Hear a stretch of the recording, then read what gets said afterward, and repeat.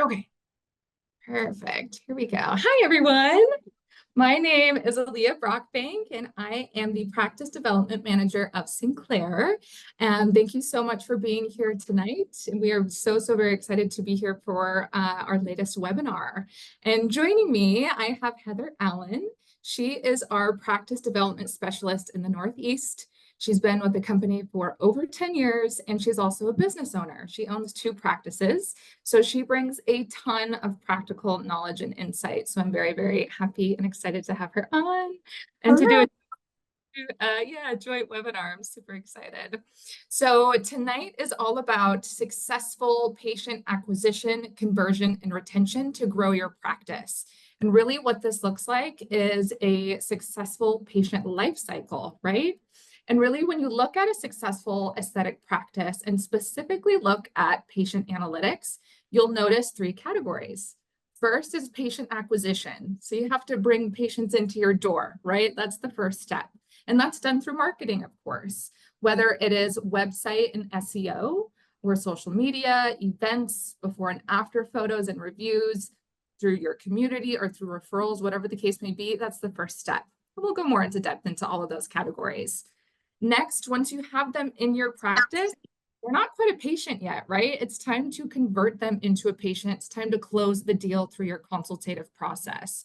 So this is through consults. You can do this through a new patient promo, right? To kind of incentivize them. Customized treatments, the patient experience. Oh my gosh, that's so important. We'll be diving really deep into that today. Before and after photos again, and storytelling when you do show those before and after photos, and follow-ups in case, they didn't close the deal during the consultation, following up with them. So now you've sold them, right? They're getting treatments with you, but maybe their package is over. Now it's time for patient retention, keeping them in your practice. So this is done through results, memberships, loyalty rewards, patient experience again, there it is, internal marketing, and promotions. So again, we will go deep into all of these categories, but really if you focus on all 3 of these categories and ensure that all of the processes involved are zipped up, you will be a successful practice. And spoiler alert, we'll talk more about it later, you want this patient life cycle to be as long as possible. Of course, keeping patients in your practice is super important. Alrighty, so I'm first, let me see here if I can go to the next slide. There we go. I'm first going to dive into patient acquisition. That's the first step, right? There are a ton of unique ways that you could bring patients into your practice, but I'll really just be talking about some of the most popular and giving you best practices. So first, before you bring in patients to your practice, you need to plan, execute, and then revise, right? Your marketing strategy. So do you have a marketing strategy? First off, that's the first step. What are your goals for this strategy? Are your goals smart? Let's create some SMART goals. I'll go a little bit deeper into that here in a moment. Do you have a process in place to track your leads? So when you do have people messaging you on Instagram or calling into your practice, emailing, finding you through your website, are you tracking how those people are finding you? That way you can really focus your time, energy, and your money through that marketing funnel, and make sure that that process still works really well. So let's go back to a SMART goal. What does that mean? So we want to achieve our goals, right? So first, we want our goal to be specific. So who is involved? What should the goal achieve? When should the goal be achieved by? And why should this goal must be achieved? And you also want it to be measurable as well. How much? How many? How will I know when this goal is accomplished? Super important. And also attainable. Of course, everyone wants their practice to just make all the money in the world. Absolutely. And that's a great goal to have. But you want to start with small steps, small attainable steps to really get you to that big goal. And also make sure your goal is relevant. I think most people's goals are. It really gets you to the bigger picture. And can your goal truly be achieved? And make it time bound as well. So if you'd like to see your patient acquisition increase, by when? Is it by, in 3 months, by 6 months? It's really important to put time on there so you know exactly when you achieve that goal. Or else it can just go on forever and ever and ever. And you're like, I'll just keep pushing and pushing, right? So put a time limit on your goal too. All right, so no matter what you're doing, plan, execute, and revise. Okay, we have a blank slide here. I want you guys to think to yourself, what do you think the number 1 and 2 things that people are looking for, are looking at when they are researching aesthetic practices? I'll give you a second. I know I can't hear you, but it is, oh, I need to use my mouse, so sorry. Before and after photos and reviews. So important. So that's why I wanted to start with this. Whether you're a brand new practice, you can start implementing this right away, or your practice has been around for a while, but you're not taking before and after photos or gathering reviews. They are so incredibly important. They're the top 2 things that people are looking at before they book with your practice. So really nice data from Patient Now, one of our partners. They found that 75% of people would not consider reaching out to a practice that didn't have a prominent before and after photo gallery on their website. 75%. So imagine you have amazing, consistent before and after photos on your website. You can attract so many more patients.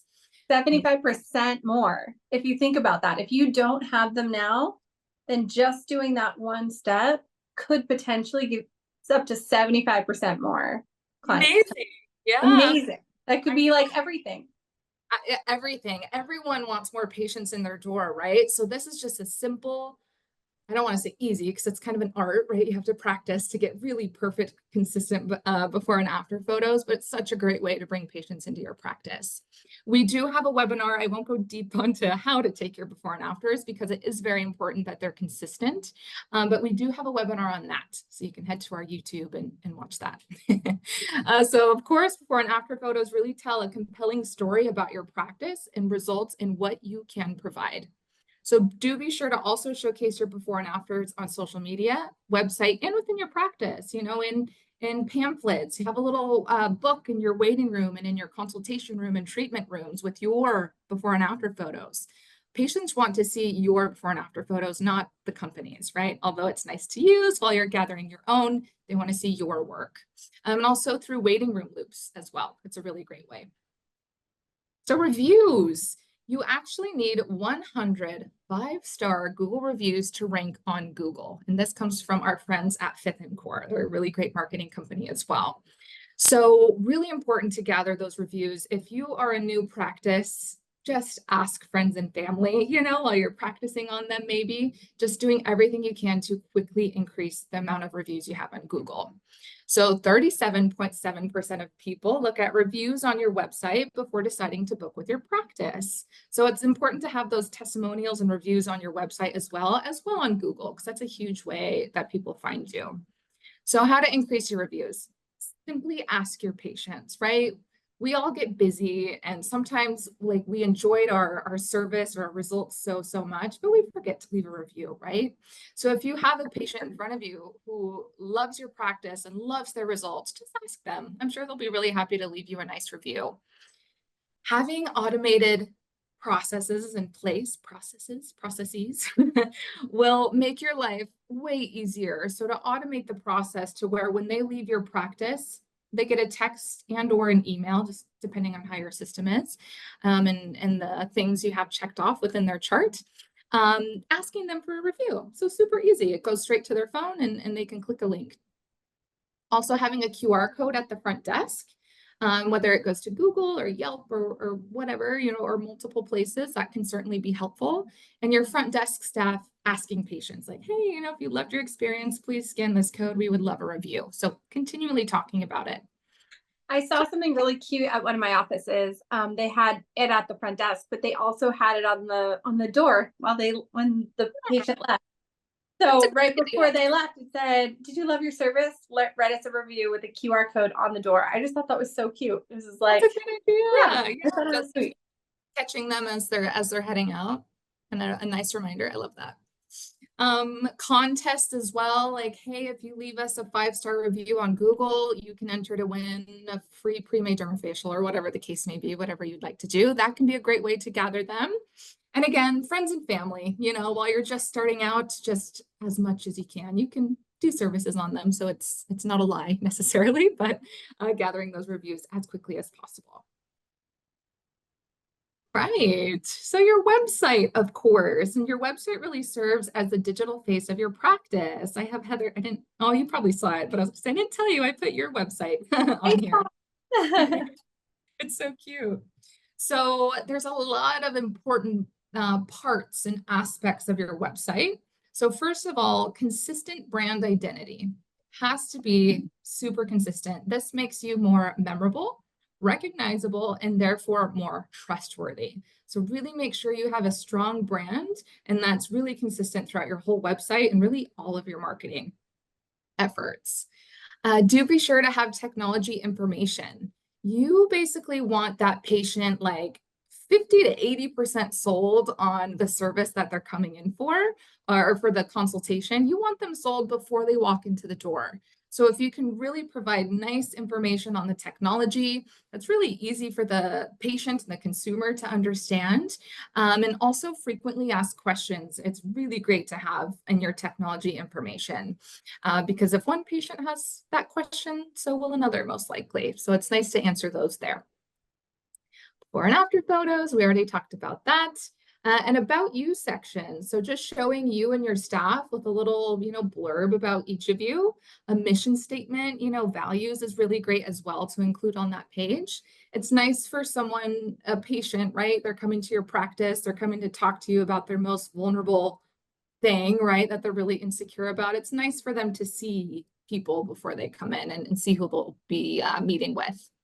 Social media links, so just little icons that can take people right to your social media. Contact info and location, you of course want them to be able to find you, so super important to have there. Online booking, this is huge. We're in such a digital age nowadays, right? Like I am almost deterred if a place doesn't have online booking. I'm like, I don't want to call, like I'm busy, whatever, right? I don't know what that says about me, but I know so much. And if you think, if a mom is up at 3 a.m. with her child and she's, scrolling because what else is she going to do? Maybe she wants to book an appointment, but you don't have online booking, in the middle of the night. Now she has to wait until 9 a.m. to call you the next day, but then she forgets, and then she doesn't book an appointment. So online booking is a really great way to capitalize on patients. Or she may go to the next one that she could book online with. Exactly. Yep. It's just convenient. That's really all it is for sure. Having payment options on there. So if you do offer Care Credit or Cherry or whatever the case may be, it's nice for a patient to know that ahead of time for sure. Because maybe they're wondering that, right? And they want to apply so they can purchase with you. Testimonials, we talked about that, super important. Blog and education. I love Heather's. I forget what it's called. Is it the Learning Corner on your website? Yeah. Love that. Such a cute name. Yeah, so it's called the Learning Corner on her website, but somewhere where you can just, talk more about your treatments, talk about what's popular right now in the season, just different topics that will really, interest patients. And you don't have to blog a ton, just once a month, quick and easy is really, really great. Lead generation or info capture. So a place where they could, if they're not calling in or maybe they're not booking online, somewhere there where they could drop their information, right? And then you receive that on the other end. You document them as a lead and where they came from, right? Either through a CRM system or maybe an Excel, something like that, whatever works best for your practice. And then I have testimonials on here twice. That's really, really important. I just wanted you to know that. I wanted to tell you twice. 100. Yeah, exactly. 100 of them. So that's your website. And next we're going to move on to Google My Business. So really before they get to your website, they're probably going through Google, right? So it's important that you have this set up. I think almost everyone does, but just in case, you're just getting started. And really the benefits of this is improved local search optimization. That's really important, right? You want people in your community to be able to find you. Accurate business information, so you're able to update your hours, your phone number, your address, whatever the case may be. Reviews, there it is again. And it gives you insights and analytics as well, which can be really, really helpful. So this is essentially just the little page that people will see about your business. They can go to your website, they can click on directions, they can call you. So all of us, I know all of us use this all day, every day when we Google, right? So do be sure to claim your Google My Business account. This advice comes from Fifth and Core as well. So of course, your name, your address, phone, website should all be filled out. It always bothers me when I Google a business and they don't have a website button, just any business. I'm like, you don't have a website, really? And Um, they just haven't claimed their business on Google My Business. Yeah. yeah, exactly. Yep. Images of your building and your staff. And I want to say high quality images. Sometimes it'll be like images of like a parking lot or like, I don't know, a weird picture of the building, and it doesn't look as nice as your practice actually is, you know? So really making sure the pictures utilized are high quality for sure. Products added, and really add all categories that describe your business, not just one, and then post regularly as well. So make sure everyone goes and looks at their Google My Business, make sure everything's filled out and is accurate. It's also And I disappointing. would Oh, consistently go ahead. check it. I'm so sorry. I would consistently check it as well, because it can change, especially the hours of operation. If somebody goes to your business and it's closed during that time, they can actually put in a request. So say you closed early on a Tuesday, on a random Tuesday, someone came in for product, they could actually say, oh, they're not actually open at 3 o'clock on Tuesdays, and then your whole business time will change. So just make sure you're regularly checking that, or it could be off. Yes, yes, such a good point. I was actually just going to say it's a bummer when you go anywhere, any business, right? And it says they're open on Google, but then they're not open. So I wonder if that's what happened. I'm sure. Probably. Yeah. Yeah, very, very good point. Thank you. Awesome. All right, we're going to dabble into SEO. This is a crazy world, right? And I feel like if you're not in website and SEO, it's like very overwhelming. So you most likely have someone doing your website, right? But it's good to just have a little bit of knowledge to ensure that everything's working well within your website. And, you know, whoever you have helping you with your website is, you know, they're doing these things for you. So when someone Googles something, the algorithm is looking for a few different things. First is content relevance. So Google assesses whether your website has the same keywords that people are looking for, giving better ranking opportunity. So whoever you're working with should absolutely, you know, really know keywords and SEO words to help in putting that into blogs and putting that into technology information, the frequently asked questions section of your website, so that you have better ranking when someone Googles, you know, med spa in Charleston, right? That's where I live. Content quality. Which content demonstrates expertise? That's a hard word. Authority and trustworthiness, right? So Google is really looking at quality of content. So make sure pictures are really clear, and all of those different things. You know, things are spelled correctly. Just everything's all buttoned up and looks really, really nice. Website usability is important too. And I feel like usability gets a little funky sometimes on mobile, right? So is your website mobile friendly? I think most people are using their cell phones to look at websites more than their computers nowadays, I would say. So does it load, right? Does it load quickly? And if two sites are relatively equal, right, two med spa sites in this case, content that people find more accessible may perform better in ranking. So just that website that's a little bit easier to use. Your website content must be written for the user as well.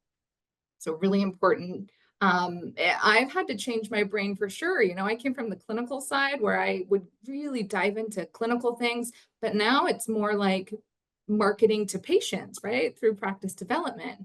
So really talking to them through ways that they understand and explaining things in ways that they understand, and, you know, through what they're searching as well. So what would they like to read, right? Versus what you would like to read. And what they would understand. What's that? And what they could understand, what they can understand, right? Through their knowledge. Exactly. Not going super clinical with it. Although some patients may like that, you can definitely utilize that in your consultation process. But on your website, yeah, just words they understand, very digestible.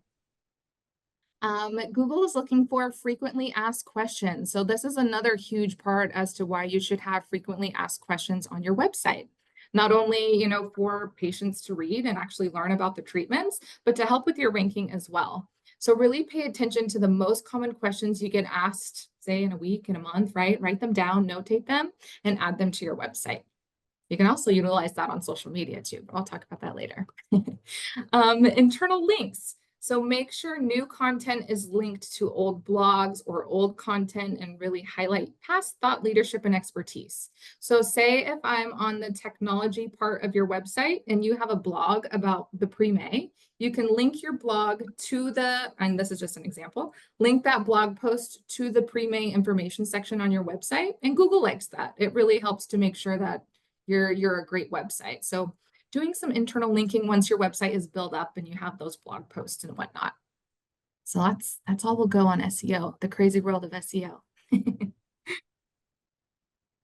Alrighty, social media. Oh, my favorite. So this is such a huge way that you can acquire patients, because a lot of people, specifically millennials and Gen Z, we use social media. I'll say a little bit more specifically Instagram in this case, to search for aesthetic service providers. It's almost like a search engine for us, right?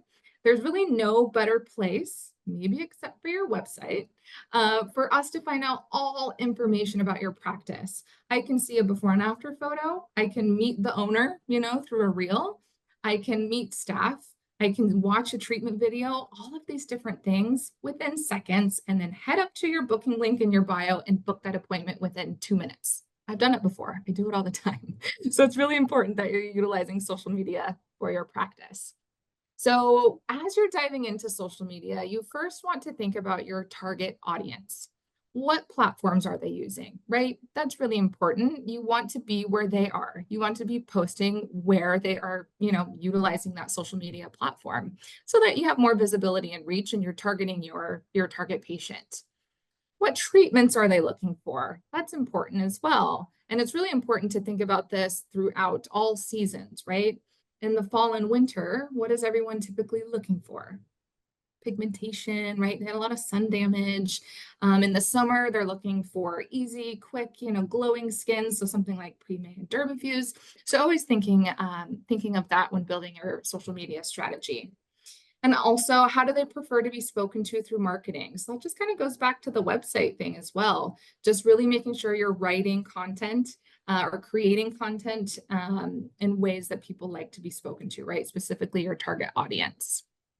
All right, now we'll move into content strategy. So what the heck do I post? First of all, make sure to post frequently and consistently. That's really important.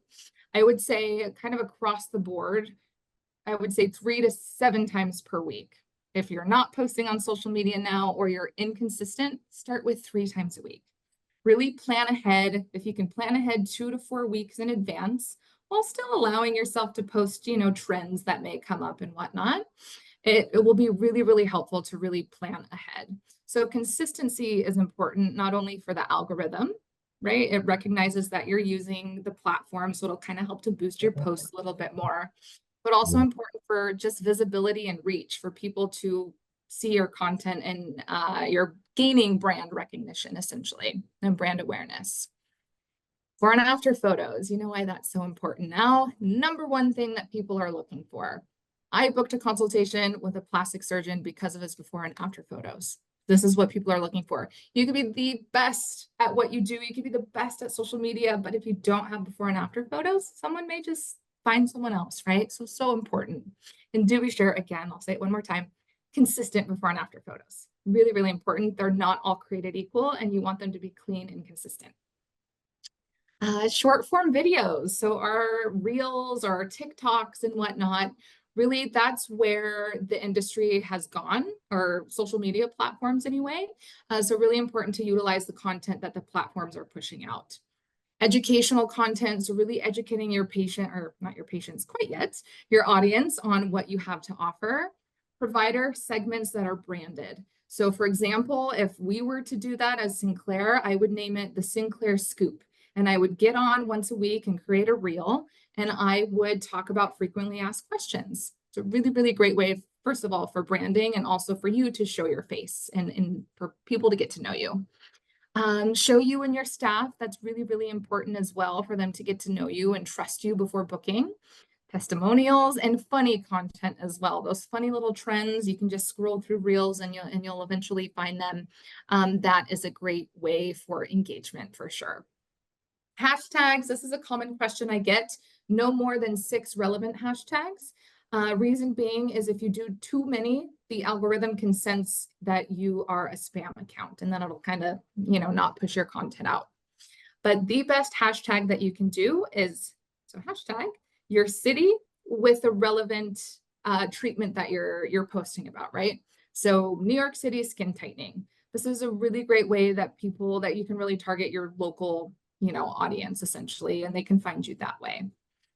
So always encourage your patients, when possible, to post about you and post about their treatments and results. This will be more so your millennials and your Gen Z for sure.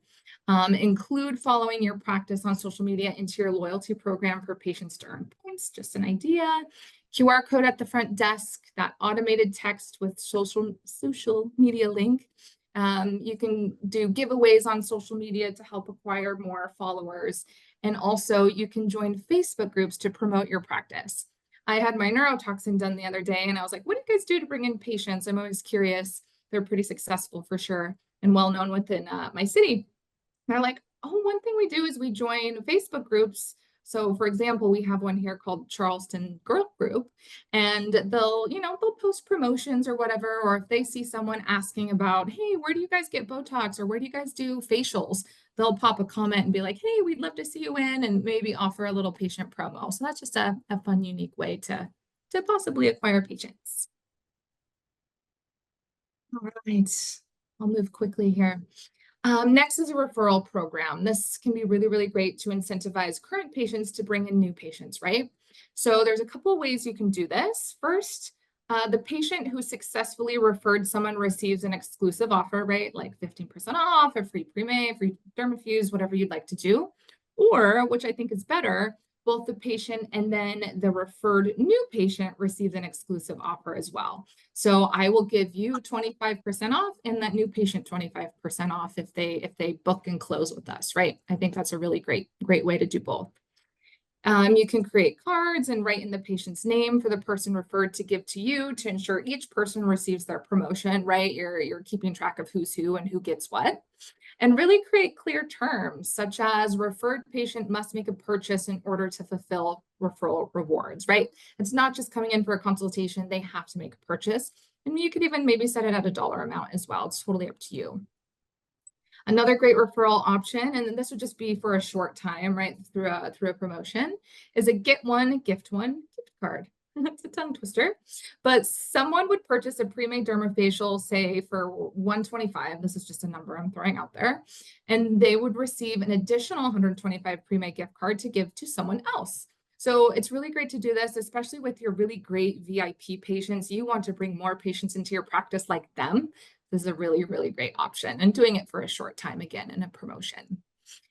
And always, always, always foster relationships with your influencers. And anyone can be an influencer, by the way. And this is from Fifth and Core. I love when she said this. I was like, oh, this is so true. She spoke about this at our Beauty Boss events.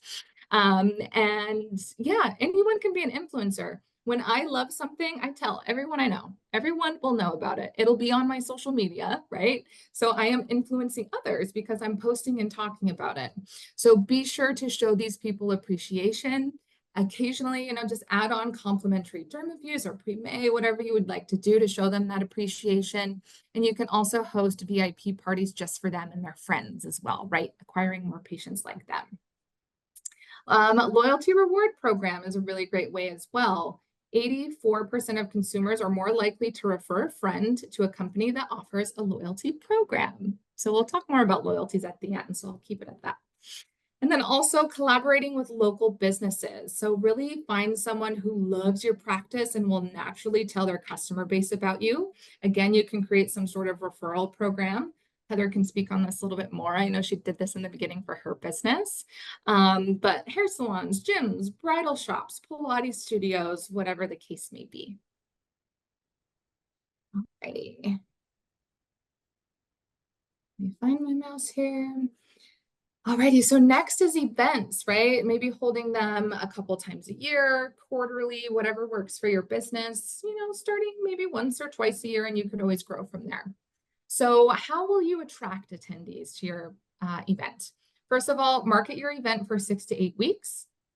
Offer exclusive pricing to incentivize. Swag bags, people love that. And your marketing that, they'll get a swag bag at your event. Demos of the treatment so they can really experience and see what that treatment's like. Food and drinks, RSVP list as well, and then incentivize attendees to bring a friend. That's a really great way to help bring more patients into your practice. So always make sure you're marketing in many different ways, right? And it's consistent over the 6 to 8 weeks. So place invitations and flyers around your clinic. Personally invite every single patient that comes into your practice. Create a VIP list for your best patients. Send out those text and email blasts or call to invite current patients. Prominently feature event information on your website in the form of a little pop-up, right? For that whole duration. And then through external marketing, collaborate with local businesses. If you can go to that hair salon, the Pilates studio, and invite them first of all, and also drop off invitations at their business. You can invite local beauty influencers, and they can really, especially if you build a really great relationship with them, they can really help to promote your event and promote your business as a whole. And you can also publish your event on a platform like Eventbrite, and always, always, always use social media. And then just some tips here about your event in case you're about to plan one. Create an RSVP list to keep track of attendees so you're aware of the size of your event. Oh, that could be scary. Am I expecting 10 people or 50? I don't know. So do make sure people are RSVPing and you're documenting that. And then also create a list throughout your event of those who've been invited but haven't RSVP'd, and then those who RSVP'd but didn't attend, right? You can follow up with them after the event and maybe offer them some sort of 10% off or free consultation, something like that. I've seen really cute little pop-ups lately being done a ton of in even outside of the aesthetics industry. I just went to a yoga floral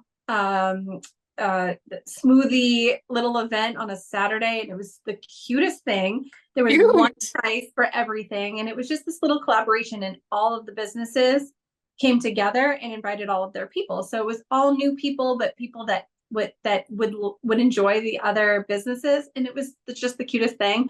And I want one of our accounts to do it. It was just so sweet. And I'm actually going to do one in my with the floral studio. So yeah, cute. You left with a little small dozen of flowers. You left with had a smoothie. It was adorable. I love that. Yeah. Events I think are really, really, really good. Yeah, absolutely. Those collabs are always, always great it's like a team effort, Mm-hmm. Love that. Awesome. Community. I'm going to share your story here, Heather. Heather worked with a customer and she was like, get out into your community, go to gyms, whatever you need to do, meet people, network. And that customer really increased her sales in just a month, more than she's ever made before. So bravo to Heather and the customer, first of all. You gotta, I went to all the gym classes. I had my cards. I was doing the workouts, handing out cards. I mean, she was so cute, but yeah, she worked hard, but she got out there, and she said she had never done that as long as she has been a business owner. And she said it was one of the biggest things that made her the most money that month that she's made in a long time. So yes, I love that. It's pretty underrated, to be honest. We can be doing all of this digital marketing, which is great, right? Especially this day and age, but you still need to get out into your community. So some ideas, Chamber of Commerce can be a great way. This can help with networking events and opportunities. You'll get a member directory, and they'll also promote your business. Expos, right? Every city has a ton of expos typically. So look for bridal events, women's events, health and wellness events. Charity events can be really great as well. So you can be a sponsor of that charity. You can donate treatments, and this is really great for PR as well. And also building relationships with local influencers too. So this helps with brand awareness, content creation, right? That's kind of the trade-off there. You're maybe giving them some treatments and they're creating content for you and helping with that part of things. Developing a loyal partnership too. Regardless of what you're doing within your community, Be a lead magnet. You really need to be collecting leads. I've heard a few times where people are, customers of ours have been like, oh, I went to this event and we got nobody from it. Well, did you generate leads or were you, just handing out your cards and kind of hoping that they would call you? Oh, shoot, we weren't generating leads, we were just handing out our information. So a really great way to do this, if you're at an expo or you have a booth at a charity event, something like that, you can have a contest, right? Or a raffle. So have little slips, or if you can do this digitally, great, but you can have little slips where they will write their name, their number, and their email, and they need to enter that into the little bowl in order to potentially win that prize. And guess what? Now you have their information and now you have a lead, right? So doing something like that to ensure you are collecting information. Little tip, I recommend not using those small little tickets because you will not ever be able to read them and you will enter it in and the emails will all be incorrect. So if you even can have somebody working the event that is the person that is writing down the information while the customer is giving it to you, that can be even better because sometimes people's handwriting is just really hard to read and you really want those leads. Those leads are worth so much. So you want to make sure you can read them or at least somebody's checking them to make sure that the information is correct. So true. It's like, is that an A or a U? I don't know. Yeah. Very good tip. Okay, this is my last one on acquisition. This is a lot, but such good info. So first impression. Patients' true first impression of your practice starts with that first contact. They have an impression of you based on your website or your social media, of course. But when they call in, right, or whatever the case may be, they walk into your practice, they have a true first impression. Make sure it is top notch because you may have acquired that patient, but they haven't purchased yet, right? So this kind of goes into acquisition and conversion. You really want to make sure you impress them. So respond to leads as quickly as possible. If possible, within like 5 minutes. I saw this statistic somewhere and I was like, oh, wow, you have to respond really, really quickly, right? This is a call, a DM, an email, but as quickly as you can, right? Having a process, if you can, that's automated, that maybe responds first before a real person can get to them. Or if you're able to kind of have all hands on deck, we're responding to leads very, very fast. All staff should answer inquiries in the same consistent and welcoming manner. So having a talk track of how everyone answers the phone, regardless of who it is, and greeting patients face to face. Front desk staff should also be knowledgeable on treatments and products to answer basic questions. And they should always, always, always make it a goal to schedule a consultation before hanging up the phone or before that patient leaves, whatever the case may be. That is the ultimate goal. Sure, they can answer a couple basic questions and they have a general idea of the technology and whatnot, but they want to get, that patient with a service provider to answer questions further and so that they can close the sale. Name, phone number, email right away first to add to that, right? Because what if the call drops? What if, something happens within the phone call itself? They then can call the client back and finish the conversation where the client may have just got busy and not call back. And so I see this all the time in offices. They answer a question. They're like, okay, great, thanks, bye. And they hang up. And I'm like, oh my gosh, that was a lead. You need to get their name, their number, at least their first name, their phone number, and or their email, just so that you can follow up with anything that after that person calls. But also obviously making sure, that their goal is to book something 100%. Yes, such a good point. I love that. Just gathering that right away. Awesome. Also letting patients know what to expect during their appointment and to inform them of any policies to be immediately aware of, right? You're going to be meeting with so-and-so. First, you'll fill out some paperwork. So arrive 15 minutes early. She'll do a thorough consultation with you. It'll take about 30 to 45 minutes, whatever you do in your practice. We do have a no-show and cancellation policy, blah, blah, blah, blah, right? So really making sure they're aware of all of those things and you're kind of walking them through the process before they even get there. So they feel prepared and they feel ready and more comfortable. If the consultation was booked online, contact the patient immediately. This comes from Heather. She taught me this tip. You are more likely, or first of all, you're decreasing no-shows of your online booking. And it's just really, really nice to make that first personal touch, right? And go through all the things that I just listed with them before they come in, and making sure they know where they're going and all of those different things because they booked online, right? You're just their contact, right? So they want to book online. They don't want to call and try to schedule, because scheduling can be really difficult, going back and forth. Okay, can she do Tuesday at 2? No, can she do that? Is difficult, right? But it doesn't mean that they don't want to connect with you and they don't want to know who they're going to be meeting with. So giving them that call after they book is super important. And it's a step that's missed a lot, I feel, in this new, this new digital world. But I just think it's a really nice touch, and you're more likely to not have that person no show because you've connected with them. Yes, absolutely. I love that tip. It's so good. Yeah, and also making sure you call, email, and or text to confirm, 24 to 48 hours prior to their appointment. I've had appointments before where I don't get a confirmation at all, and I'm like, did I book that? Am I crazy? Like, what happened? So then I have to call in, and that's inconvenient, right? That's not a great patient experience. So, and that helps with your schedule too, right? You don't want people to no show, so confirming them with them beforehand is important for sure. And when you can, right, and you have a really great website and whatnot, sending automated pre-treatment communication, and sending information about treatments too is really great. Again, getting them pretty much sold by the time that they walk into your door. But also, if they are getting a treatment at their very first appointment, what do they need to do beforehand, right? So making sure they're prepared that way. All right, Heather's gonna take it over for conversion. All right. So you're going to have to do that for me. I will do the clicking for you. Clicking for me. Okay. All right. Here, go through. Ready?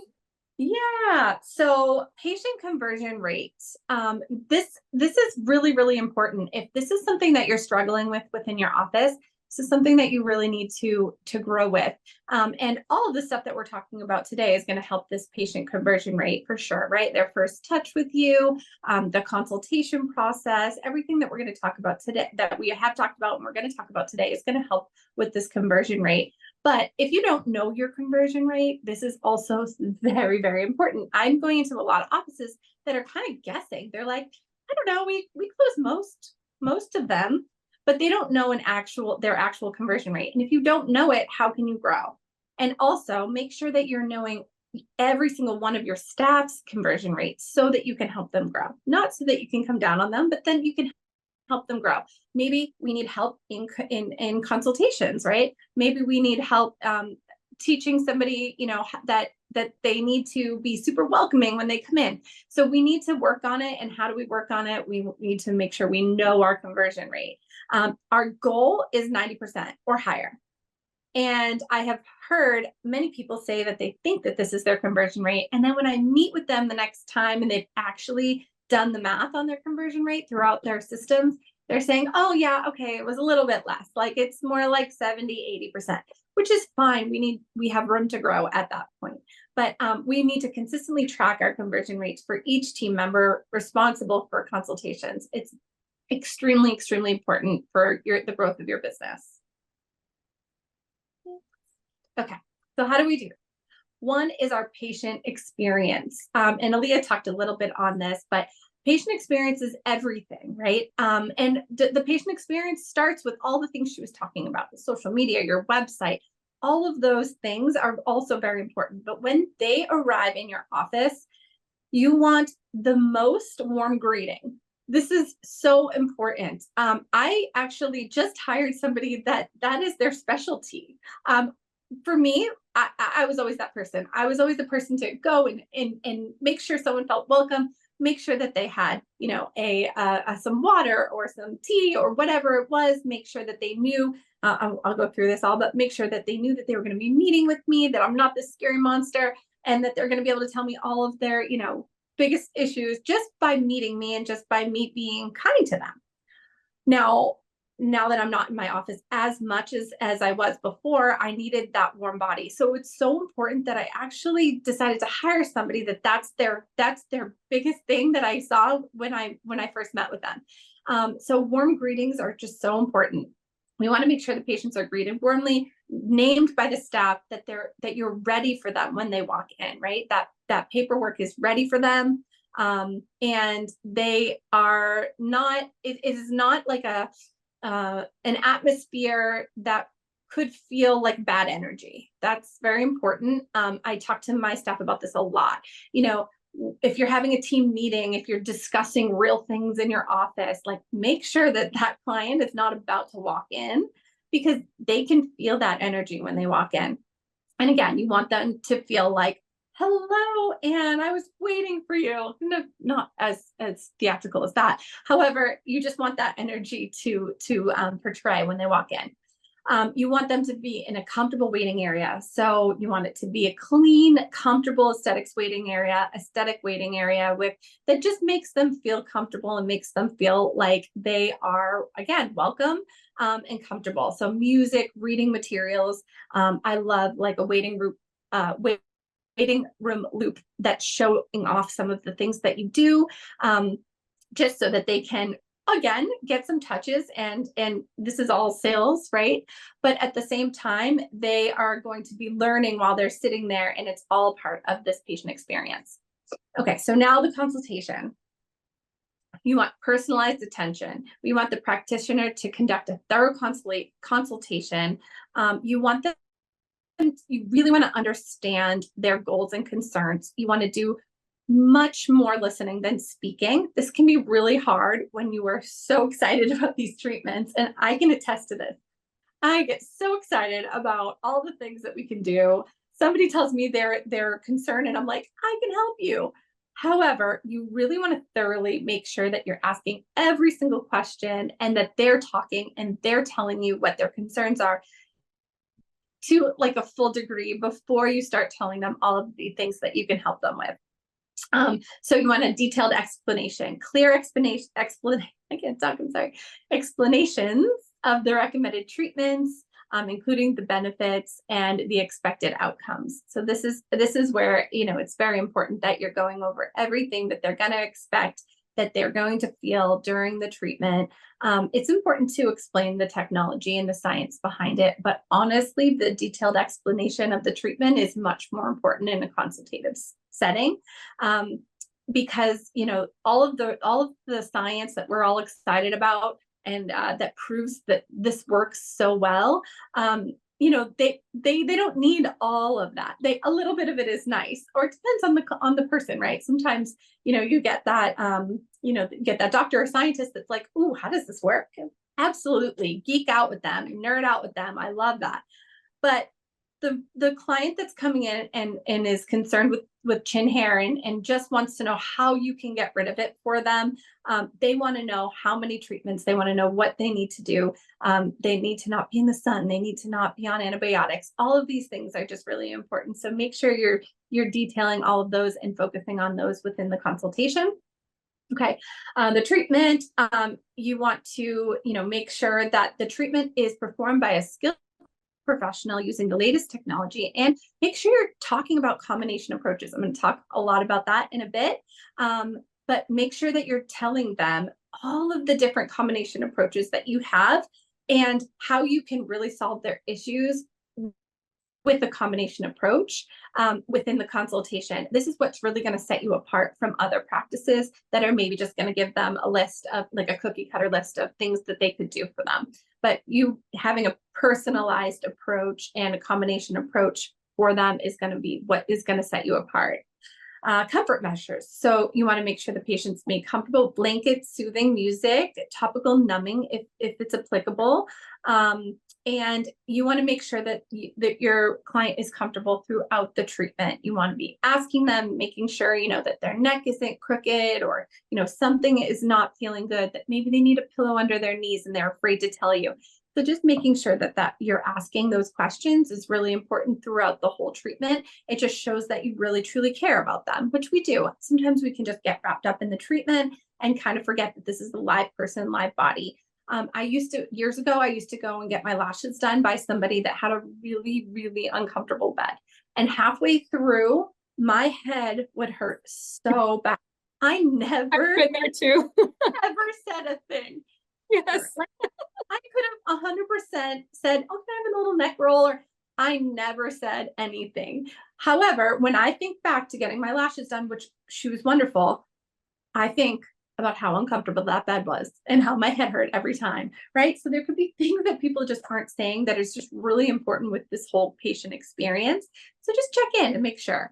I will say on this, on the other part of that, you don't want to overdo it, right? You don't want to constantly, are you okay? Does this hurt? Are you feeling okay? Right? Because that actually shows that you don't have confidence that these treatments are safe and effective. Just be careful on when you're talking about the actual treatment, make sure that they know that, that you might feel a little bit of heat, you may feel a little residual heat. Let's make sure that it's not lasting. All of those things are very important. However, be careful to not continuously ask them about the treatment and how uncomfortable it is, especially if you're doing something that is a little uncomfortable, like IPL or VFR. We can make it very, very comfortable. It's much more comfortable than other treatments on the market. However, there's a little bit of discomfort that goes with it. So just make sure they know that it's okay that they feel a little discomfort, but that you're here to take a break, to cool it down, that you're there to make them as comfortable as possible. Okay, post-treatment. So aftercare instructions, you want to make sure they leave with a detailed aftercare instruction list. I like verbally and written. So this is the thing that I've started doing that I think has been really good, is that not only do I hand them an aftercare sheet, or I have my staff hand them an aftercare sheet, but I take a photo of it and I send it to them digitally, because everybody loses everything these days, right? So then they have it digitally that they can go back and look. So I have an office cell phone that I can send things to. That you can email it to them. That's another way. But there's been a few cases that somebody is asking a question that's actually on the sheet that's above in the text thread. So, which is funny. So I say, per the instruction, above XYZ. And so it's just a nice added touch. Most of the time they're just going to go about to text you, and then they look, oh, okay, I need to stay out of the sun for this amount of time, or I need to, wear sunscreen, whatever. Okay. So it's just an added touch. Again, part of the connection and part of the patient experience, because really all of this is about connecting with your patient, which is just, it's everything. Okay. And then follow-up call. I love a good follow-up call.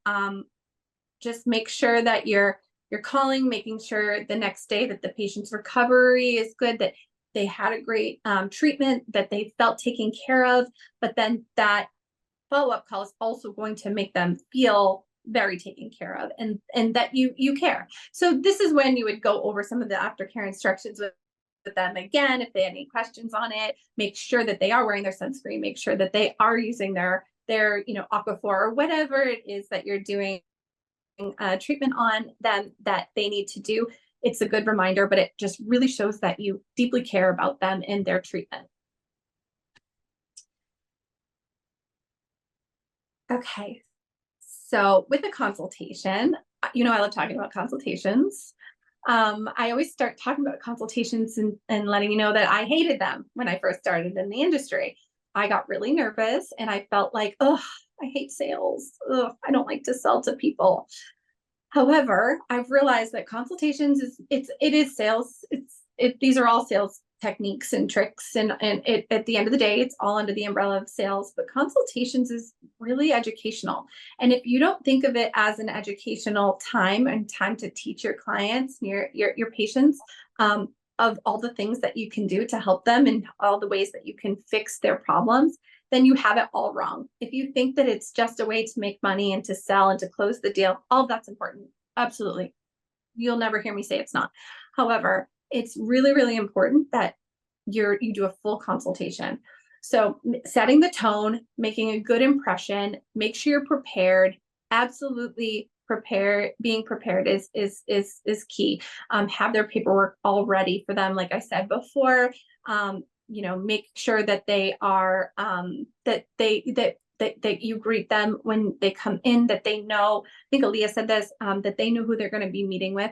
I like to, when I'm the person doing the consultation, even if you're running around crazy room to room to room, I like to take 2 seconds and just sit down, shake their hand, like, hi, Marie, it's so nice to meet you. I'm Heather. I'm going to be meeting with you. Fill out your paperwork. Everyone took care of you? Great. Oh, wonderful. The reason why is that they're sitting there like, who am I going to meet with? Who am I about to tell my deepest, darkest secrets? Who am I about to tell that, I have cellulite, that I won't wear shorts in the summer, that I'm about to show them potentially? Who am I going to meet with? And just going there and showing that you are a warm face, that you care, and that you are, the connecting with them is just, it's ideal. You help them just break down that wall. And when they're going into that room, you're friends already. So you're great. A little tip: if they have a wall up, and we all know those people that come in and their arms are crossed and they're like, you're not selling to me. They have that written all over their face. I like to just do a quick stop through and compliment them on something. Everyone has something that you can compliment, right? That, oh my gosh, your eyes are so pretty. Or I have that bag. Did you get it at Target? Whatever it is, right? Just connecting with them will help that guard just to come down even a little bit, just so that you can go in and talk to them. Again, you're walking in as friends versus strangers. Okay, connect and listen. I've talked about this a lot, building the rapport, listening to their concerns. Listen. If you find yourself talking, zip it, listen to what they need to tell you. You'll get so much more out of them. And even potentially, they'll get into other things that they're actually concerned with, that they're a little bit nervous to talk about if you let them talk. If you're constantly just talking to them and you sell them, okay, great, let's do hair removal, package of 6, let's go. What if they were actually there going, I'm actually kind of concerned, I'm kind of interested in body contouring, but you just flew through that consultation and didn't let them talk and tell you all of their concerns. Educate. Again, this is what we're doing. We're educating. We're going to provide no more than 3 treatment plans. We don't want to overwhelm them. We want to showcase the before and afters, your before and after photos that are done really well. Me and Devin just did a little Instagram live too, that's on our Instagram that you can watch too. Just give some tips and tricks, but definitely watch Kara's webinar if you have not already. It is a wealth of knowledge on how to take those amazing before and after photos. But your before and after photos in a consultation will sell it every time. They will feel the passion that you have with these photos because you have the story behind them. So you can say, this is a 35-year-old client that came to me concerned with, submental fat, that it really bothered her. She hated taking photos. And you can get deep into these stories where you can't really do that without kind of fibbing and it being all over your face when you're talking more about the photos that are provided to you. Now, again, like Aaliyah said, if you don't have before and after photos of that person or of that, like what I mean by that person, like you don't want to be showing a client, a 55-year-old that, has a little bit of tightening in the low face when it is a 25-year-old that's really just concerned with a little bit of a nasolabial fold, right? Because they're not going to see themselves in those before and afters. So if you do not have them yet, utilize us, utilize the photos that we have. Absolutely. But as you get yours, drop them in because they are going to tell much better story for you in a consultation setting. I'll go back to 3 treatment plans because on the right, you'll see these 3 treatment plans. You want to have treatment 1. I mean, this is just an example. So 4 Pristine treatments, so 4 microdermabrasion treatments, 4 IPL skin rejuvenation treatments, and this is $1,800. So this could be a way for them to see a little bit of a change in their, in their tone and texture. and fine lines, and they're going to get a nice glow, immediate response, glowy skin. But for even better results, we'll talk about treatment number 2. So this is 4 Dermafuse treatments and 4 ST treatments. Now we're getting that deep dermal heat. We're getting all of the collagen and elastin, but still the Dermafuse. So that combination effect is in place still with treatment option number 2. Now, treatment number 3, I would say, girl, this is the Rolls Royce. If you're down, you want to get down to business, we want to do this because this is a combination treatment of pristine BFR. So now we're going to get some ablation. We're going to really work on the tone and texture, plus the Dermafuse, which is going to feed your skin and give you the best results. So this is going to be a little bit more expensive, yes, but you're going to have to do way less treatments in the long run doing a series, combination treatment and treatment number 3. And I mean, if it's really, really price sensitive, and they can only do treatment option number 1 or treatment option number 2, these are still amazing options for them. However, treatment 3, you really want to sell because this is going to be the one that's going to, in the long run, they're going to be spending less money with you, and also getting the best results in the shortest amount of time. Okay. Transparency. So we want to manage expectations. We want talk about price and policy. This is something that people are afraid to talk about in a consultation, and I am not, because this is going to help you solve so many problems in the future if you talk about it and make sure that people are okay with your policy, your policies in the consultation. They've heard it, they know. They're not going to no-show that first appointment. They're not going to be 30 minutes late for that appointment because in that consultation, you've already explained to them what you expect for them as a patient, and you're going to tell them what you expect from them as a provider. And part of that is talking about the price and policy. And then pricing can get funny with people. I always tell people to take themselves out of that client's wallet, right? I remember being 22 and doing consultations for people, for quite wealthy women that were more like my age now. And I remember being like, oh my gosh, I can't even imagine spending $1,000 on laser hair removal on your underarms. Like, oh, $1,000, right? Now I'm like, it's only $1,000 to do your underarms, right? So take yourself out of it, because whatever you're going through and whatever financial situation you are in, it does not mean that they are in that same situation at all. Also, that could be their last $1,000, but their chin hair is so embarrassing that they don't want to leave the house. So $1,000 is nothing to them to be able to feel more comfortable and confident. So never ever put yourself or your money or your thought of money and how much money things are in the way of making a sale. Next. Okay, so objections. So objections are probably the hardest part of a consultation, and a lot of times people don't give them. You know, they've like Aaliyah said, they've sold it to themselves on your website, on your social media, through a friend. I've had people completely ask their friend every single thing before the consultation. So when they come in, they're like, okay, so I'm shaved, I haven't been in the sun, I'm ready to roll. Here's my $1,000, whatever it is, right? They know they're ready to roll. However, there will be some that will come in and they just are not sold completely. And this is when objections will come in. So it's nice to first start with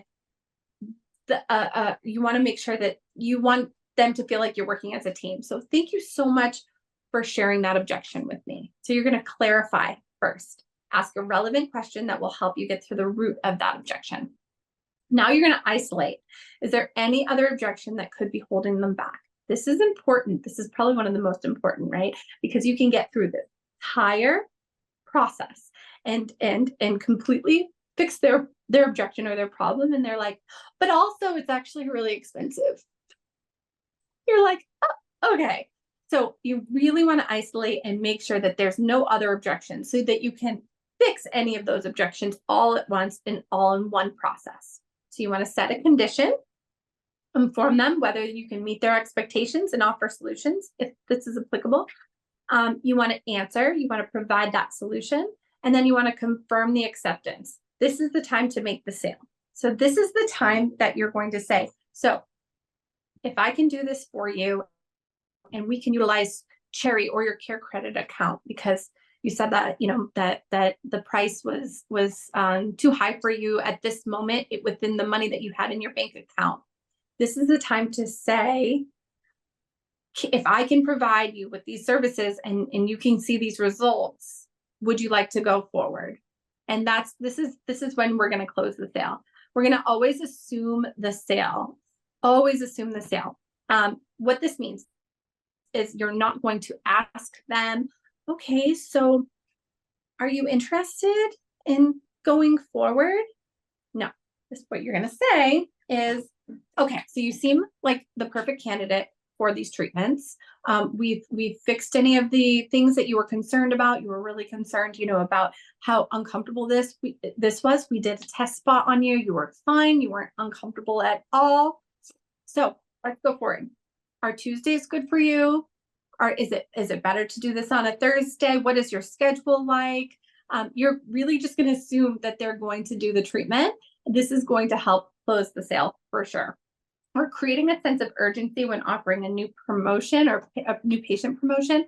So do not let them think that if you have to, you know, utilize some kind of new patient, you know, $50 off if you purchase during the consultation. If they say, okay, I'm going to call you tomorrow. Okay, that's great. However, that $50 will disappear tomorrow. I really recommend you at least get in on the schedule. Our schedule books up really, really fast. Make sure we're at least getting you in the schedule, or you may not get that Tuesday at 4 like you want to have. Create that urgency, but also pull away those discounts so that you can close the sale. Again, schedule. This is the same thing I was just talking about. If you cannot close the sale and not make the dollar amount, I do recommend just getting them in the schedule. You want to walk the patients to the front desk. You never just want to leave them at the front desk. I've seen time and time again, a client do a full consultation and be really excited about it. And then for whatever reason, I've had to be pulled away from that desk. When I come back, I'm like, oh, when did she book? Oh, she decided she was going to ask her husband. I knew if I just stayed there, she would have booked and she would have paid. So it's really important for whoever does the consultation to fully finish that consultation process and walk to the front desk. And you don't have to be the one actually, you know, putting everything into the computer, but you're standing there and you are waiting for that credit card to run before you're moving on to your next patient, or you're going into your room to clean, or whatever it is. This is important. And I've seen a lot of doctors and nurse practitioners and people more in the medical field that they feel funny being a part of that process. I've run into this a lot, which for an esthetician, we're used to it, right? We're usually the ones checking our clients out ourselves anyways, if the front desk person isn't there. But I've seen this, and I've seen a lot of consults go south because the provider leaves because they feel funny. Try this out for me. If your conversion rate isn't great, try standing and staying there throughout the whole process. Again, you don't have to be the one running the credit card, but stay there through the process and see how many more people will close with you staying there. But you want to make sure that you're scheduling the client no matter what. And if someone's on the fence, I would say, let's get you in the schedule. You can always cancel this appointment. Let's just get you in the schedule because our schedule is really, really tight. And I want to make sure that you get these appointments that you want. If you schedule someone out, especially, 6 treatments out for body contouring or whatever you're doing, they're way more likely to come in for that treatment than if they just leave your office after a consult with no commitment to you at all. And then follow up. This is something I didn't do at the beginning, and it's something that is so important. I've closed so many more sales in my later part of business ownership by following up with consults that did not close. Sometimes you just go through all their objections and you're like, okay, she's just not wanting to do this. All right. So she's not ready. And that's okay. Sometimes people aren't ready. They literally just came in right from the first time they thought about doing anything and they didn't make an emotional decision. I think that they still had some questions that I didn't answer or that you didn't answer. So there was more to that consultation that needed to be. But I think that, but no matter what, if they leave, if you find yourself, you know, you've been with them for a significant amount of time and like, okay, on to the next, call them the next day. They need more. They need more of you. They have more questions and they really just want, they need more connection. So call them the next day and just make sure that this is something that's always done. So automate this process or select an employee who is responsible for this. If you can be you as the person doing the consult, even better.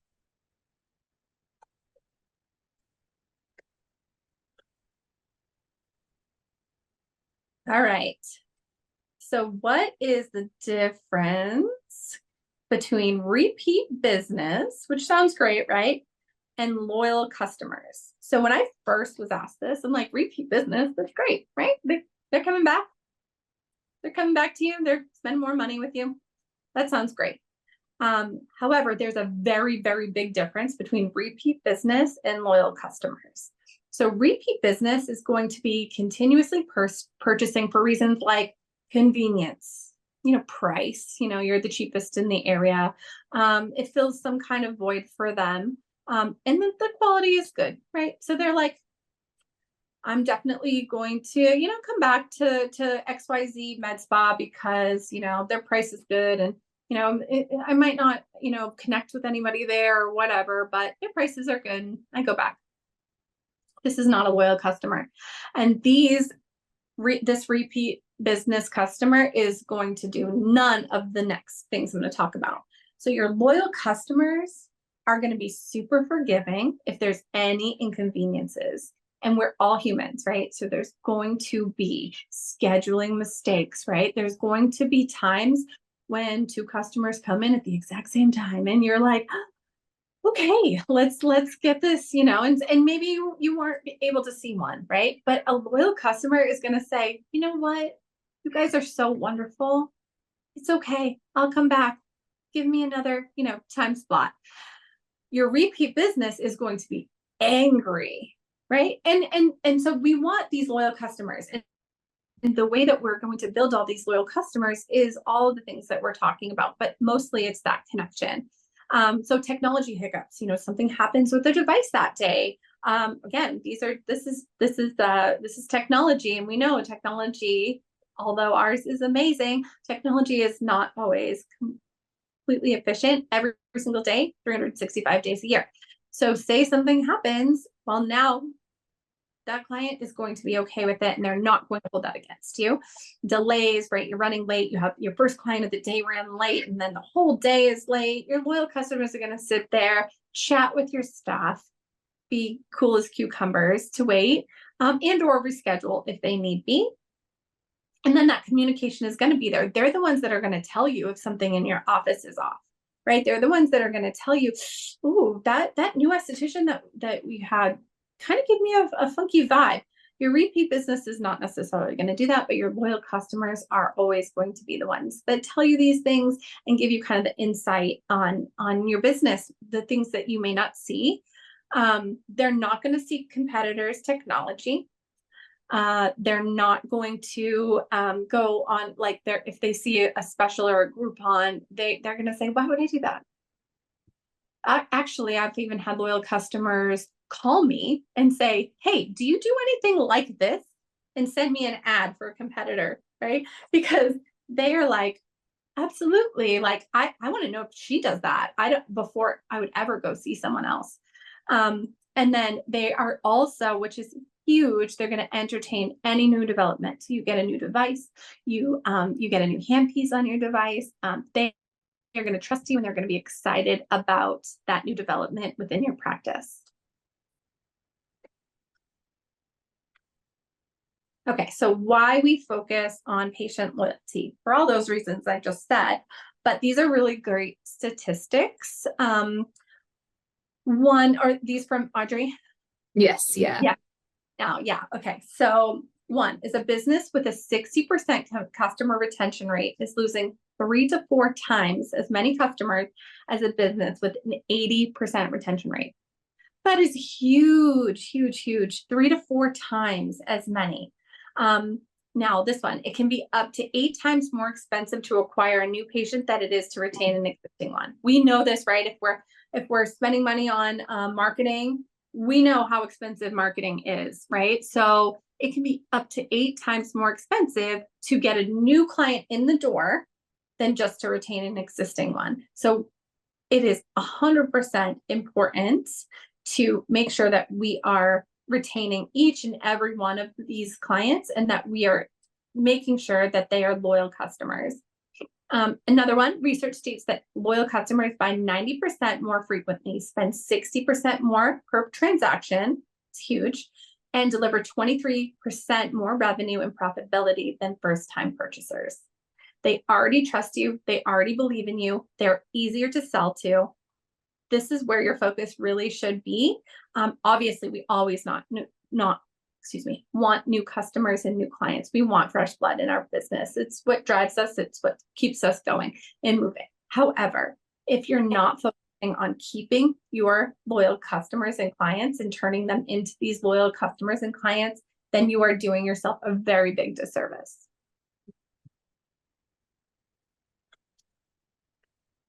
Okay, so our retention rate goal. Also, we need to know this. You need to know this. You need to be tracking this. Absolutely with all of your staff too. You know, there could be one staff member that it might be great with first-time clientele, but if they're not retaining their clients and they're not connecting with their clients, this is something you need to work on with them. So this is something that you need to be going over with them too, and making sure that they know their own retention rate. And they know that you're watching their retention rate. It's really important. It's something that that I've recently really been watching within my practice, and it's surprising. Some of the people that you would think that would have a little bit of a higher retention rate may not. It's just really good information, and it's business 101 to make sure that you know this retention rate. So we want to be making sure that we're consistently tracking retention rates. It is a result of how well your practice is functioning, and pre-book patients to improve this retention rate. This is big. So when you're at that desk, I've seen this happen a lot. You know, it gets busy and you leave the person that's doing the treatment may leave after to go clean their room or to go get ready for the next client and kind of leave that up to the front desk staff. Obviously, your front desk staff needs to be on this and first asking them to rebook. However, you want to make sure that you're also, as somebody that's doing the treatments, going up and making sure, okay, so that they know when to book. So, okay, we're going to be booking out in 4 to 6 weeks. Make sure that she gets a Tuesday. She likes her Tuesdays, however it is. That is very important in retention, knowing that the person that's doing the treatment also is involved in the rebooking of the next treatment. And then pre-booking them out for the year, even better. Okay, so 89% of consumers are more likely to make another purchase after a positive customer service experience. That's huge, 89%, right? So we want to ensure that consistent patient experience protocols and standards are established. Patients should have the same great experience regardless of who they're interacting with in your practice. This is important to know, right? So whether you need to, follow up and call some of your patients after they're seeing new staff members, asking very specific questions, how was your experience? Were you comfortable while you were laying on the bed? All the things that we talked about that help to retain clientele. It's important that you're asking these or having somebody give them a call and asking them, maybe sending them out a questionnaire could be a good way of doing it. But we want to also make sure that we're meeting all together a lot as a practice and making sure that we're doing all the same little, sweet things to our clients to make sure that they're all feeling welcome and they're feeling like they are the star of that treatment. So making sure everyone's on the same page is just really important. And so I like monthly meetings. I think that it's important, monthly staff meetings. And then we go over whatever treatment we decide to go over that month and just make sure that everyone's doing exactly the same thing for every client, so that they're all feeling the same warmth from every single one of us. So communication is absolutely key. Owning up to mistakes and making it right. You know, we say the customer is always right. Be careful with this, right? Because sometimes our staff can almost feel like you're not on their team if the customer is always right. However, it is our job to make sure that the customer feels like we are owning up to their mistakes and that our mistakes and we're making it right immediately. And that doesn't always need to be just like, oh, free treatment, right? Or money back. Not necessarily. What about if you say, I'm so sorry for your experience that we were running so late. That makes me so sad. We really pride ourselves in keeping on track. However, you know, it's just a crazy day. Let's add an add-on to your treatment. Let's do a Dermafuse treatment on you after your ST next time. That means you can try it, right? Potentially help with a sale. But also, you know, that client feels like, oh, you know what? That's really nice. They didn't have to do that. It doesn't always have to be, let's give them their money back, and don't go straight there ever.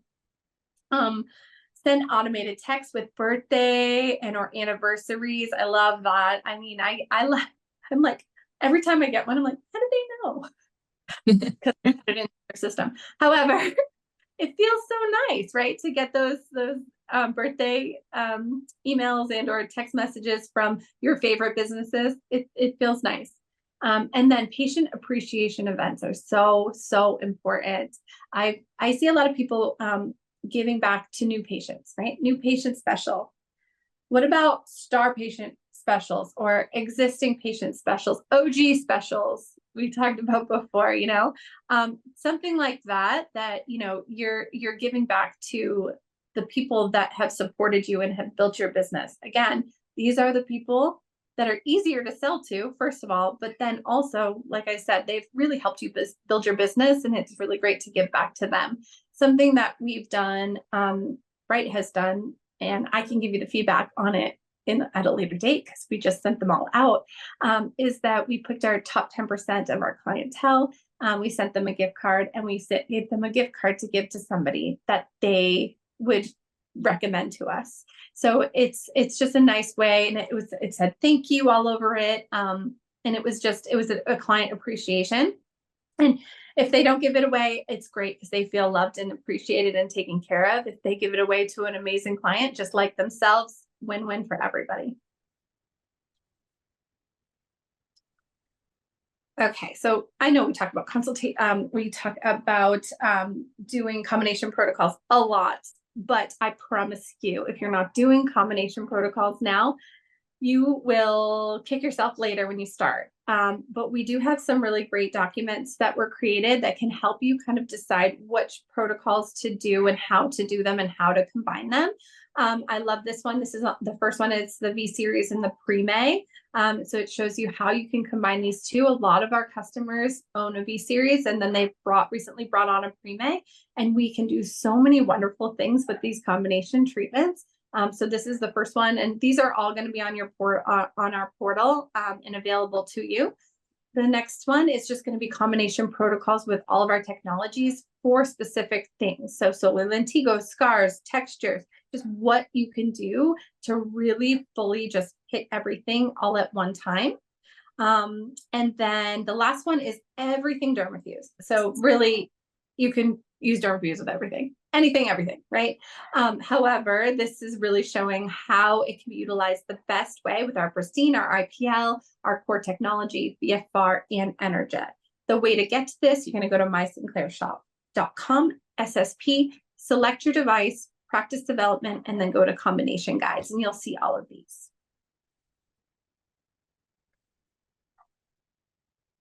Okay, so you want to make sure that we're marketing to existing clients, right? How do we do this? Do your existing clients or your patients even know that you have all of these things, right?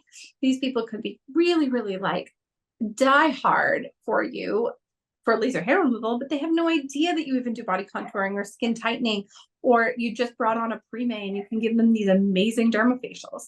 So make sure that you're cross-selling to all clients, right? You're talking about all of these things.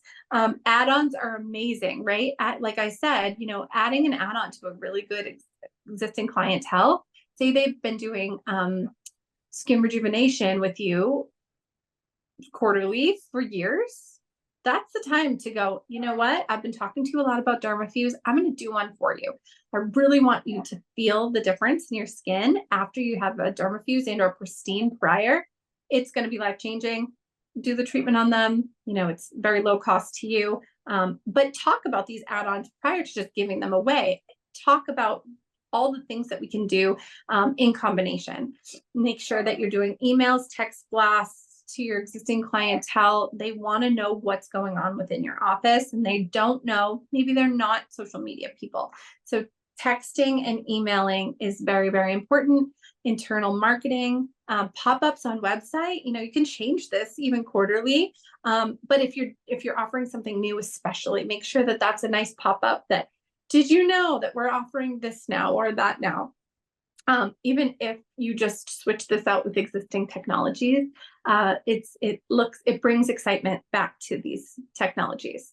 And then we're going to talk a whole lot about memberships and loyalty programs, but I have found, and this is just from my experience, that memberships and loyalty programs have been a game changer for really seeing who my loyal clientele base is. And being able to really give back to them. So again, it's one of those things I kick myself for not doing earlier. And if you haven't taken the time to do it, absolutely, it's time to do your memberships and loyalty programs. Now I'm going to take it away. Thank you. Oh, that was so great. I was eating all of it up. You are so amazing. Thank you. All right. Oh, our little video's playing there. So that's fun. You could include in your text messages. I clicked next and it played the video. The videos are nice when you're marketing for sure. All right. As Heather mentioned, we're talking about memberships. They are so, so amazing in your practice. I want you to think, what type of memberships that you as a consumer have right now? Do you have Netflix, Amazon, Hulu? Gym membership, right? There's memberships for razors these days. Memberships are such a popular business model and structure nowadays for a million different industries, and there's a huge reason why. There's a demand for it, people love it, and also it's really, really beneficial on the business side as well. So why memberships? Why should you implement them? First of all, increased patient satisfaction. You're building that loyal customer, right? You're building that connection with them. They absolutely love you. They're coming to you monthly or quarterly, whatever the case may be. They're also receiving consistent treatment. So their results are absolutely amazing, right? So they're just more satisfied. Increased reviews. With increased patient satisfaction comes great reviews, right? And that better connection with the patients. And again, we need at least 100 5-star reviews to help with Google ranking. It also helps to increase per patient spend. So there's a lot of data out there that patients will spend more when they're in a membership. You're able to add things on within their membership. You're selling them products. When you bring in a new technology, you're able to sell that to them. And also increased referrals. When someone is happy, right, they are more likely to refer friends and family. And also increased retail sales. It just really goes hand in hand with that increase per patient spend. Before I talk about millennials on the end there, really one of the biggest benefits of a membership to you as a business owner is it is recurrent revenue. It is revenue that you can count on every single month, right? While the contract of that membership is happening, the duration of the membership. So you don't have to start each month at zero or in the red, when you're a new business owner. You can start with some money in the bank and some cushion, right, for your business. When it slows down, right, it's inevitable. Usually in the summertime, business may slow down. You still have that consistent revenue that you can count on. So that is so, so, so huge. Little statistic on millennials here. 81% of millennials are highly influenced by memberships and loyalty programs. We like it. It's convenient. It's affordable. It's just what we like. It's what our world is these days, right? And I actually was speaking with one of our KOLs recently, and she had implemented a platform like loyalty membership program. And I asked her how it was going, and she goes, "It's going really well, but it's so funny. Like our younger patients are way more interested in it, and they're just eager to jump on it, where our older patients are like they're a little skeptical, and they think there's a catch to this offer, right? So millennials are so huge to market to within your practice because we really hold the highest spending power within the industry currently. So market to your millennials and implement those memberships and loyalty programs. So I'm going to go through some of our membership options here. You are welcome to use this as is, or of course, making it your own, adjusting pricing, whatever works for you. It's really just an idea. This is a monthly membership. It has 3 tiers. First tier, $149 a month. They can pick one from the list, one treatment, right? Something like skin rejuvenation or Pre-May, Appeal, radio frequency, whatever the case may be. You're also offering them membership discounts on services that maybe don't fit well into a membership. Make sure you're profitable off of your memberships, first of all, right? You're making sure that your pricing makes sense and the treatments that you're including make sense and you know your bottom line.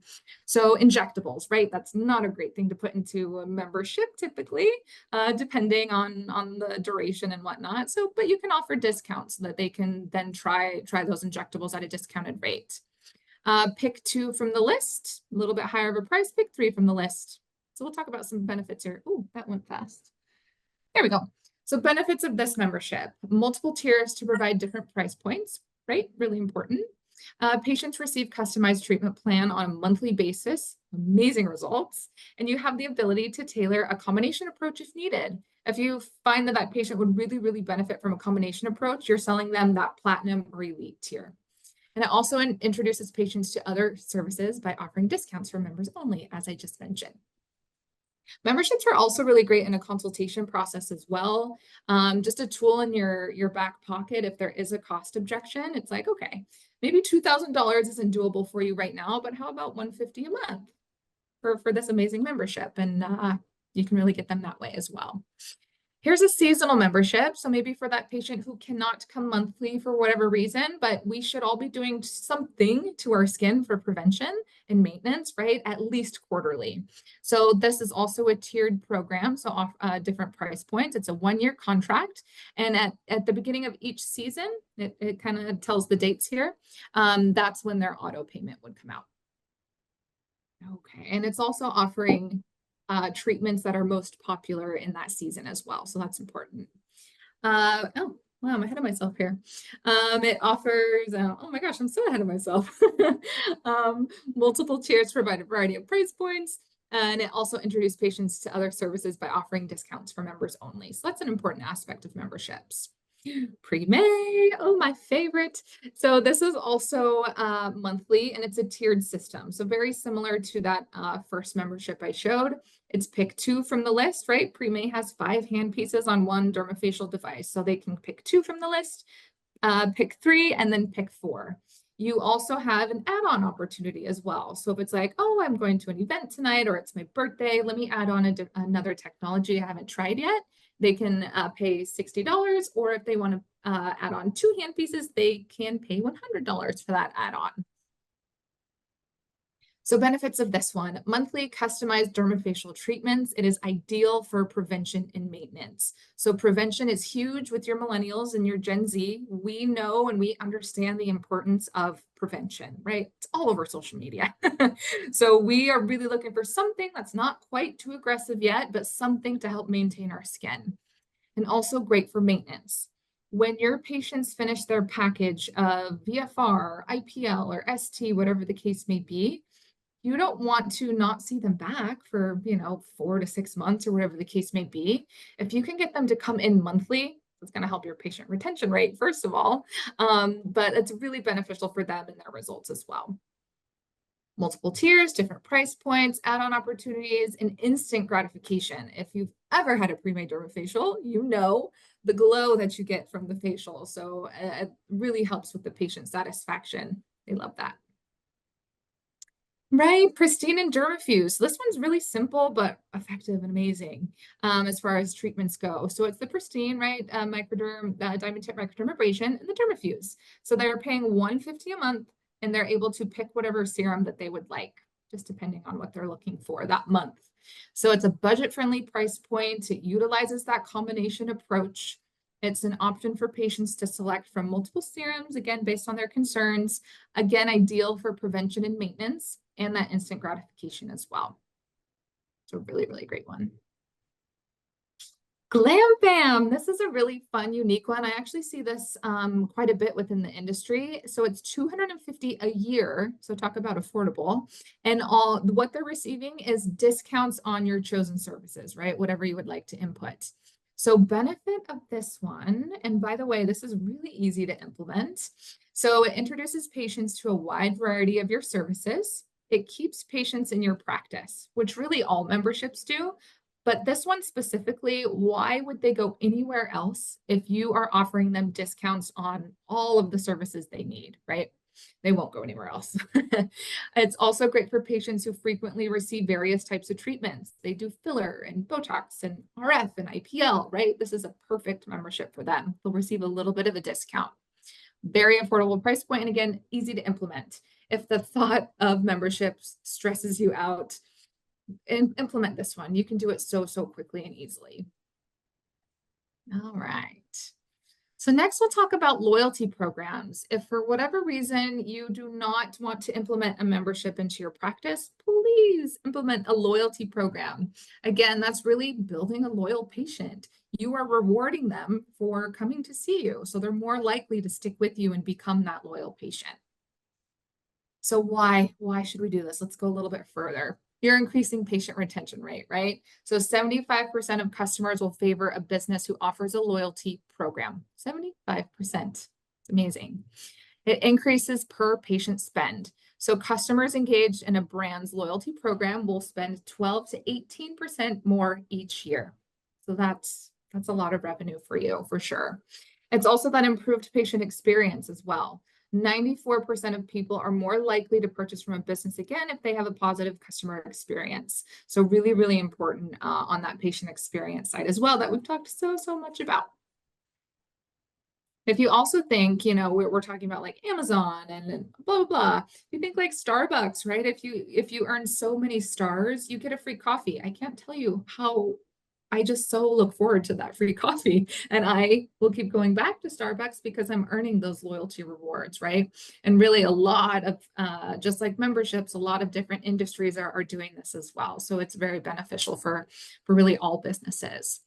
So when you go to successfully implement a membership and or I guess a loyalty program as well, we want to think about some best practices. So be sure to automate the membership and loyalty process. You want to have auto payments, right? You don't want to have to be going in and running someone's card every single month. And especially if you have a ton of membership signups, that's just not sustainable, right? Your staff must promote your memberships. Everyone has to be talking about your offerings, right? Especially when something new. The providers need to talk about it, but so does the front desk, right? Have a contract with clear terms in place. So it's best to have this revised and written by a lawyer or by your lawyer. Know your bottom line, right? When establishing your pricing, you need to be, and you should be profitable through your memberships. You absolutely should not be losing money through memberships. Ensure that your membership price is your best price. So this comes from Heather too. I was like, that is a very good point. So picture this, right? You have someone in a membership and you then run a promotion for maybe a treatment that they are receiving within their membership. And the promotion outside of the membership is less expensive than your membership price. That membership patient's going to be like, well, why did I join a membership and sign a contract if you run promotions better than my membership price, right? So it should absolutely be your best offer. Utilize memberships to close consultations. I know I said that already. Make sure to market your memberships. Keep marketing them. Prominently showcase them on your website. I've even seen where you can actually sign up and purchase your membership on the website. I absolutely love that. Social media, you're talking about it, your text and email blasts, especially when it's new, right? You want to get the word out. Pamphlets and flyers around your office, a waiting room loop. And in your referral program, hey, just kind of they go together, right? Referring patients and bringing patients in and loyalty and whatnot. So it's really great to build it into that as well.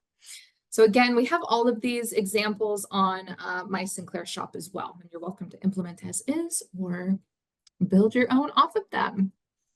So that is it for our successful patient conversion, or sorry, I skipped a step, acquisition, conversion, and then retention for practice growth. We hope you enjoyed. If you are new to Sinclair or not a Sinclair customer quite yet, you're welcome to scan that QR code. You're always welcome to email us with any questions, and that email will get you to the right department and the right person. And of course, follow us on social media. When we run promos on things, you'll see it there. When we're launching things, just all the exciting things are going on over at Sinclair_North America. Alrighty, thank you, Heather, for joining. That was so fun. So fun. Yay, awesome. Well, we will see you at our next webinar. Thank you so much and have a good night. Good night. Or good day.